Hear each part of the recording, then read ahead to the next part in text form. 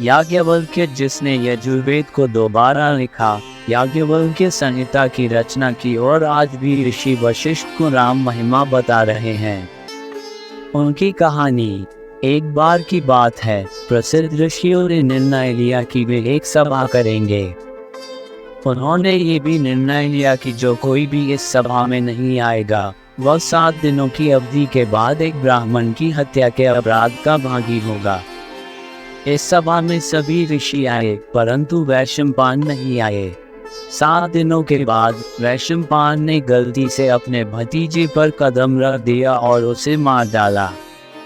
यह एक भयानक पाप था जिसका प्रायश्चित करना आवश्यक था। वैशंपायन ने यजुर्वेद को 27 भागों में विभाजित किया था और इन भागों को विभिन्न शिष्यों के बीच वितरित किया था। इन्हीं शिष्यों में से एक थे याज्ञवल्क्य। वैशंपायन ने अपने शिष्यों को बुलाया और कहा, मैंने एक ब्राह्मण की हत्या का अपराध किया है। कृपया एक बलिदान की व्यवस्था करें ताकि मैं इस पाप का प्रायश्चित कर सकूं। ये सुनकर याज्ञवल्क्य ने कहा, इनके बारे में बाकियों को चिंता करने की कोई आवश्यकता नहीं है। उनके पास अधिक शक्ति नहीं है। मैं स्वयं बलिदान की व्यवस्था करूंगा। इससे वैशंपायन क्रोधित हो गए।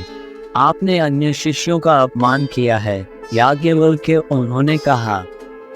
जो मैंने तुम्हें सिखाया है वह मुझे लौटा दो। मुझे तुम्हारे जैसे शिष्य की आवश्यकता नहीं है।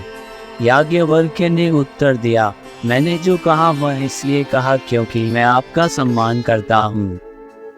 लेकिन चूंकि तुमने गलत समझा है, इसलिए मुझे भी तुम्हारे जैसे गुरु की आवश्यकता नहीं है। यहाँ मैंने जो सीखा है, मैं इसे वापस कर रहा हूँ।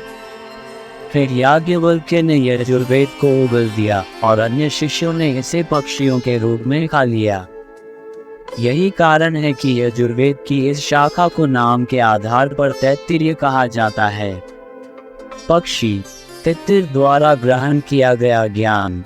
लेकिन याज्ञवल्क्य अभी भी यजुर्वेद सीखना चाहते थे, इसलिए उन्होंने सूर्य से प्रार्थना करना शुरू कर दिया। अंततः सूर्य एक घोड़े के रूप में उनके सामने प्रकट हुए और उन्हें यजुर्वेद की वे शाखाएं सिखाई जो वैशंपायन ने भी नहीं सीखी थी। अभिमानी गुरु का मान वर्धन करने वाले ऐसे थे याज्ञवल्क्य। धन्यवाद। आप देख रहे थे गॉड ब्लेस टीवी हिंदी। हमारे साथ जुड़ने के लिए सब्सक्राइब अवश्य करें।